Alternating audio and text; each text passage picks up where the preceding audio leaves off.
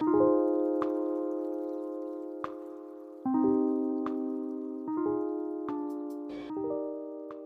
back to the Indiewood Podcast, a podcast about independent film and the many hats filmmakers have to wear in order to get those films made. This month I've been talking to an incredible actor, teacher, father, director.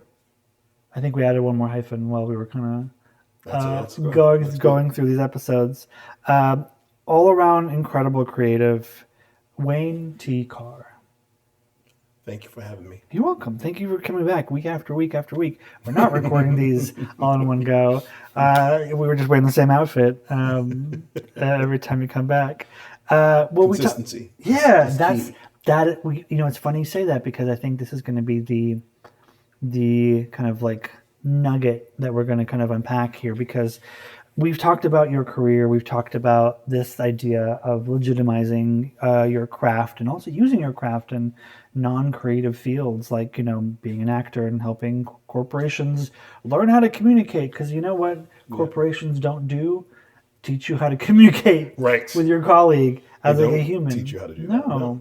But when we were planning all these episodes, you mentioned that you were writing again. So we're adding another hyphen to your long list of things that you're doing, because you're now writing plays. Well, no, I'm assuming, I'm making that assumption, because what you're part of right now is called a Playwrights Union. Yeah, Playwrights Union. And it's so a writing group. Yeah, tell me more about that. And mostly everyone in the writing group, they're straight up writers. That's what they do. There are a couple of actors in it, but primarily it's a group of like professional writers. They're in writing rooms. They're doing the thing. They're playwrights.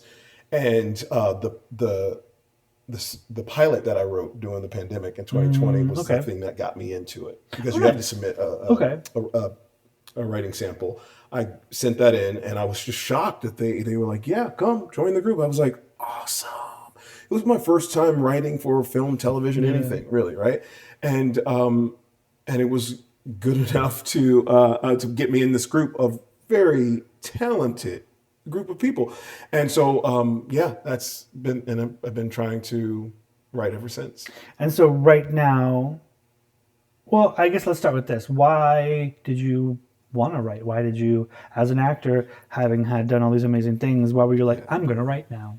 Yeah, it's the thing that we were talking about before, where it's like, if you have an idea, if you get it out, trust me, other ideas are going to come. Yeah. Other things. It's going to fuel a creative, flood, right? And so I had ideas and thoughts in my head as the pandemic was happening, as the industry shut down, as the world shut down. And I had to get it out. And I was like, I can act by myself. I can read a play. I have this idea for a TV show.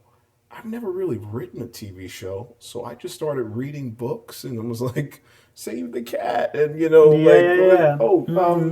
Stephen King wrote this. Okay, let me read that. And I just started to teach myself. And I wrote this thing, and again, I remember being on the set of The Tragedy of Macbeth and handing my script over to Frances McDormand. I was like, I can't believe you're going to read this is such till this day, it's like a highlight of my career. It has nothing to do with money, has nothing to do with it.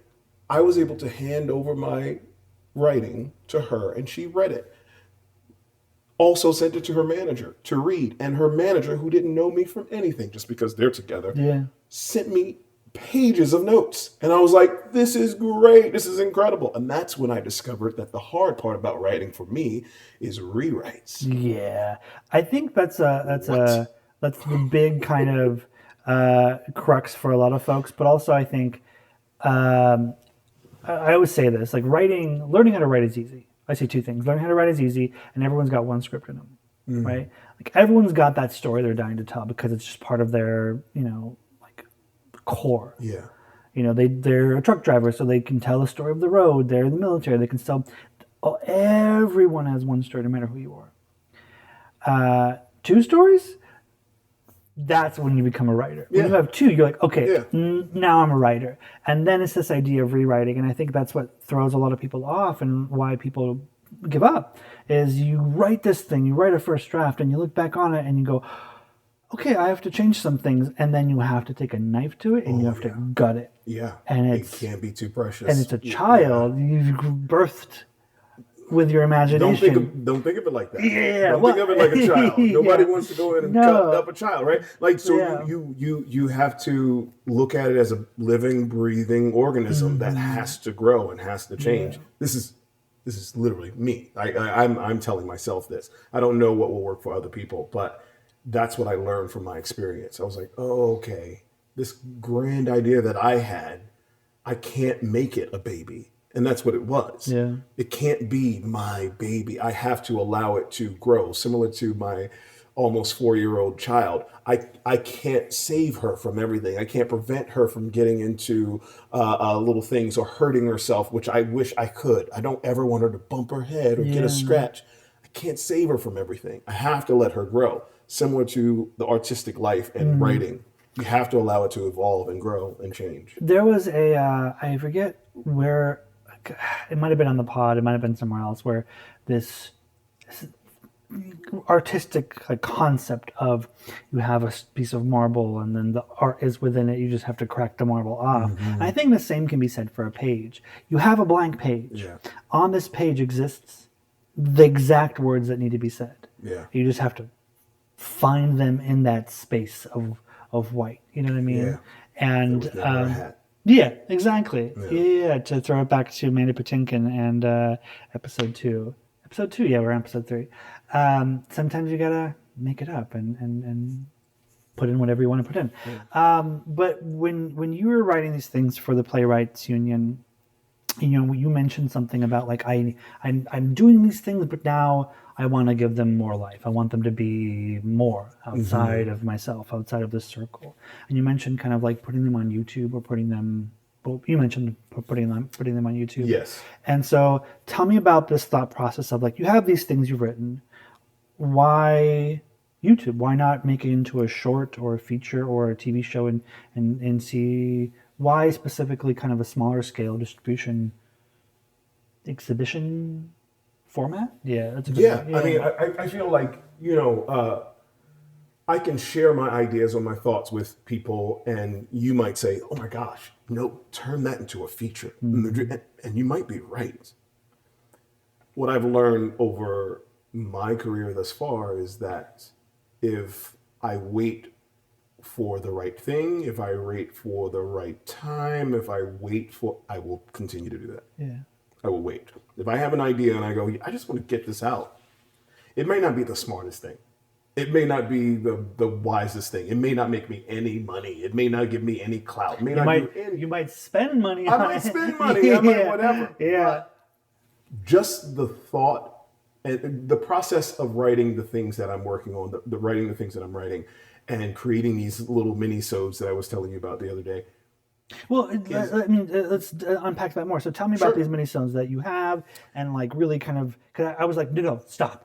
Save it for the pod. Well, Yeah. so again, So in the Playwrights Union, you wrote. yeah, we have challenges, Yeah. right? We have these challenges several times a year. They'll go, okay, this is the March challenge. Here's what we're doing. We're writing a brand new pilot, nothing that you've written before, brand new pilot. So we had a challenge in the fall, and I started writing an idea that I had in my head that were it was just kind of like sitting there, and I didn't know what to do with it. And so the thing that like made me snap out of kind of like just waiting and thinking was like to go, okay, here's what I know and here's what I don't know. And the things that I don't know are the things that can probably actually get it, produced somewhere or shown on a big screen or whatever. So what did you find that you did know, and what did you find that you didn't know? I know that I can pick up my phone. I can say some dialogue that I've written, and I can put it on social media. I can put it on a YouTube channel. I know that I can do that right now. I don't know, maybe you can teach me this, and you should teach me this. I don't know how to create something or write something and sell it to Hulu, Amazon. I don't know how. Yeah. I don't know how to do that. It's such a weird answer because the way I think about the film industry, and this brings it back to kind of the corporate world that we were talking about in episode 2. Imagine the corporate world as a tree, and on top of it a tree house, and that's where your career is, right? And in order to get there, you have to climb the physical ladder, the corporate ladder, right? You get in the mailroom, you get in an entry level position, you get promoted, and maybe this isn't true anymore because like the employment world is weirdly not what it used to be. Yeah. But back in the day, you were like, oh, you just you get hired by a company, you climb the ranks, and you retire at 65, and then you just live off your money and die. And I think that scared me the most. And I was like, I'm being an artist. I don't want to do that. Yeah. But for me, I think when I look at the film industry, or just film and arts in general, is you have the tree, you have the tree house, but there's no ladder. So how do you climb that tree? However you want. Sure. And so, when you think about writing, let's say, a feature film, like a small indie feature film, set in one location, 3 actors, affordable, story's great, it's fun and exciting, like this is going to be what people want to see. How do you sell that? How do you climb a tree? Right? Like that story with Frances McDormand, where you were like, oh, and then the manager, and then the notes, and then like it's building these relationships that could be something like what you experienced, or could be something like what I experienced, where I wrote a script. I put it on this platform that an exec read because it got well rated, and we had a meeting, and now like we're working on a script together. Like climbed a tree. Yeah. There's the screenplay competition route. You do well, then reach out to managers, or a manager reaches out to you, the script production companies, it gets picked up somewhere. Granted, these are like, you're shooting for the moon without a trajectory and hoping you land there, So I guess the idea is, any script is like launching a rocket and trying to get to the moon, and it depends on, are you working with NASA or your dad? You know what I mean? Like, are you building a little rocket with your dad and trying to shoot it to the moon? Yeah, or are you working with NASA? But that's a place to start, and I think that's where my brain is when it comes to writing, which is a new thing that I'm trying to do over the past. But it's all about relationships. 4 years, right? Almost 5. Almost 5. It's going. Well, it's 5 now because pandemic started in March. Yes. Yeah. But yeah, it's all relationships. It's how you thrive within your community of creatives, or like you said. Sorry, finish. No, so the thing that I was going to say is, I wrote the pilot, 2020. Yeah. I shared it with Frances, right? She was like, "What are you working on?" I was just typing on set, just doing the thing, and I showed it, and she was like, "Oh my gosh, can I read it? I'm getting into producing," and I was like, "Sure." She did it, and she was like, "Oh, interesting. I'm going to hand it over to." I think the idea that that I'm working on, or that I started to work on in the fall, and I've taken a little pause. For myself, I just need to create it. And this is where I was going to land. Is that's like the indie studio, the indie system, the studio system, the Hollywood system, like this is a business system of making stuff. There's also this other and people call it the creator landscape or something, the creator economy. I forget what the term that they're using is, which is like, put it on YouTube, on Instagram, on TikTok, because people have shows on TikTok, where like they just cut the vertical out and you're like, that's a show. And I think there was one that I vaguely saw come across my radar, which was about like vampires and wolves, and it was like the YA, like weird fanfic novel that got made into a thing, and you can make it yourself. Like you could just be like, I'm going to put a phone in the corner and I'm going to say lines into it. Yeah. And then that's literally like the simplest way you can do that. But that I think isn't a new thing, because I feel like, the French New Wave film wave? What's the term I'm looking for? What's the word I'm looking for? I don't know. Like movement. The movement of the French New Wave film movement that felt like something that's happening now with like this social media YouTube thing where people just are getting together in their apartment. I have a camera, turn it on. I have some lines. Let's make a rom-com. Yeah. Let's make a tragedy. Let's make a whatever, you know. And I bringing you back to your stuff, these minisodes that you wrote. Like, why not make it on your own? Why not? Yeah. Yeah. The thing is, do you want to make this show for money? Do you want to have a big hit on CBS? And again, like the thing that I would say to anyone watching or anyone looking for inspiration, the thing that's working for me, that's helping me to continue to write, to continue to be creative, is I'm not even thinking about it that grandly yet. Yeah. The only thing I'm thinking about is, what could I do? I could make these 7-minute minisodes and put them on my social media, and then like shoot them on the like with my phone and create my own dialogue and just have a thing that I created. No money comes, it doesn't matter, but I get it down. Like once you have it down, and I think Quentin Tarantino said this in one of his interviews that I just really like loved. It was just, and so many writers have said this is in my studies thus far and learning of how writers think, and just do it. Yeah. You put it down, and then once you have it down in whatever form, rough first draft form, then you have something to show someone. Yeah. Then you have something to have, I can say, hey, can you read this? Can you And check can it start out? refining it and Yeah, you finding can, the words on and the then page. figuring out, and then somebody who's smarter than I am might go, you know what? Make this a feature film. It's going to be good. Like, okay, cool, great. And then I can build from there, but I have to learn how to build from there. And I can't worry about that now, because then I close off here. Yeah. Yeah. And what do they say? Perfection is the enemy of good. You know, if it's good, like good movies get made all the time. It's when you start seeking that perfection in whatever you're creating, that's when you get in trouble, because it's like, okay, well, you're just going to perfect it to death. And then you're going to be 80 and you're going to be, oh, I wish I made that film. It's like, you're still working on it. Yeah. But I'm glad you brought up, because I brought up the YouTube thing, but when we were in prep for this episode, you said like, I want to put it on YouTube. Yeah. And so I wanted to unpack exhibition, right? If you make something on your own, what do you do with it so people can see it? And I guess this is like, sometimes you can make something and it could just live on your hard drive. Yep. And it could live, it could thrive there, and it could be, that's the place for it. But I think something truly exists like on an artistic level when it has an audience. Yes. Paintings, they need to be seen. Yeah. Dance needs to be like experienced. Theater, you need to be there, butts in seats. Like a movie only functions if eyeballs see it. Music, the same thing. Ears need to hear it. And so I think, put stuff out there.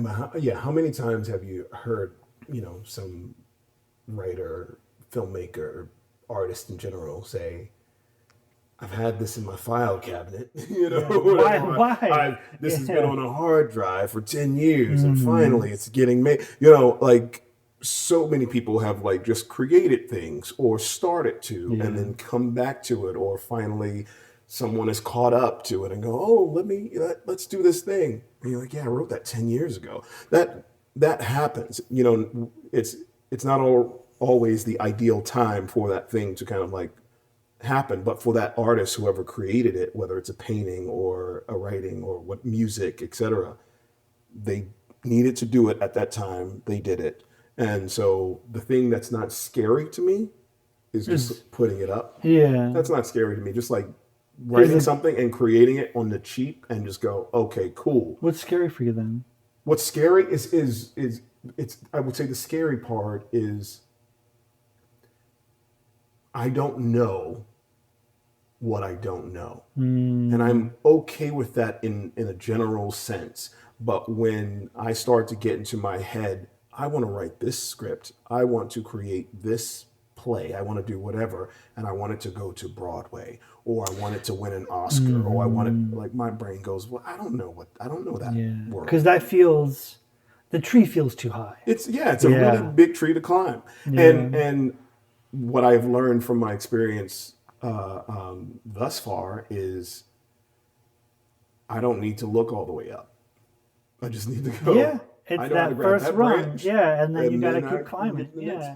Well, speaking of kind of making your own stuff and putting it on on something. We're just releasing it into the wild, Mm-hmm. as I like to call it. There are certain things you could do for exhibition. For example, a short film, rent a theater, Mm-hmm. or a screening room, show it to some friends, put it on social media, invite, Yeah. like they do with like one person shows. Mm-hmm. I'm doing a one person show. Come see me, and then you just sit there for 2 hours seeing a person just scream into the audience, the ether, and then you have things like YouTube and Instagram, social media, and I think when you start thinking about exhibition as platforms, I think that's where you get into trouble. Mm-hmm. I think if you start thinking of exhibition as a frame, that's when things can get a bit more creative. YouTube is its own thing, and it's. I think there's a whole series that could be set on YouTube because it's evolved, and you're also at the mercy of, a conglomerate, and when you start thinking about like the algorithm and monetization, then you start like I think it's like a drug where you start chasing the algorithm, Yeah. and then you become a YouTuber, and then it gets a little scary. I think everybody should when they get If you home. if you become a YouTuber, like yeah, that's okay. You It's become a fine. YouTuber, that's Yeah. fine. Like like if it happens, it happens. But if you are the type of creative that I am when it comes to the writing world, which is new to me, if I write something and I film it with the people here in this Yeah. space, and then I put it on my YouTube channel and I share it with my friends, I'm giddy about the thought of it. And sometimes it's all you need. That's Yeah. all I need. I was gonna say that every person should go and go to Kevin James's YouTube channel. I don't know if you watch It these, was yeah, hilarious. It's and hilarious. watch his series about the sound guy. Mm-hmm. Whoever did the green screen work on that, it was incredible. The matching that they because he acts as a sound guy and he Mm-hmm. puts himself in scenes of big movies. It's hilarious. Um, and My favorite was the Rocky one. oh, This was yeah. Sylvester I Stallone was giving that great speech, and he's just like really into. That's okay, my I have to favorite. watch that again because I don't remember that one. But yeah, like that is like it got millions of views, and it's a creative thing. But he just did it during the Yeah, pandemic for himself yeah. and shared it with his friends who just happened to be fans, Mm-hmm. and millions of them. So when you think about like let's say these minisodes, let's Yeah, bring it back to kind of you. yeah. When you're thinking about these minisodes and what to do with them, think of it as a frame.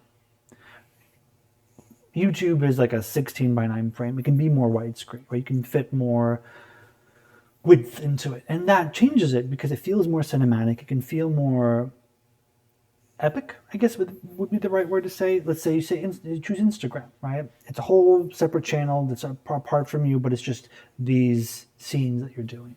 Your frame changes Mm-hmm. because now it's vertical. Yeah, you can turn it sideways. People do that. I hate it. If you make me turn my phone to the side watching your content, I will skip past it. I'm sorry.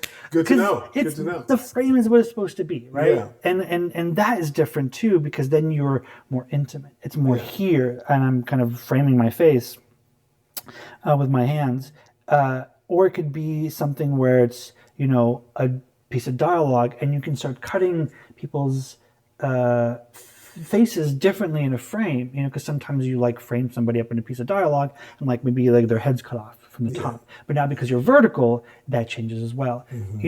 And on Instagram you can still have the length. On TikTok it's a little shorter. I mean, yeah, there's the length. So now you're thinking about a frame and length, and it's less about like which platform should I put it on, but more about like what's the visual framing and like delivery and exhibition of it. So you're Yeah. thinking about it as a because yeah, anybody can throw anything on YouTube and it can be great, but like what's the artistic kind of intent behind it? Mm-hmm. And so I think for you, if you start to add in characters and you start to add in length, like if it's going to be 7 minutes and if it's going to be long, maybe YouTube's the right choice.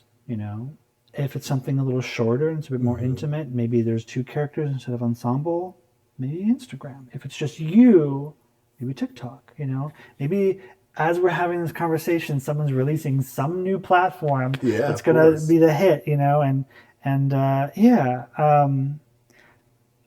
I think whatever you choose to do, and I think a lot of people should kind of consider this, is be careful of thinking about your exhibition as this kind of I don't want to call it monetary thing, but there's a monetary aspect to it. Like, this is how I'm gonna make my living. This is how I'm gonna succeed, and like giving it value because it's gonna somehow like make your career, quote unquote.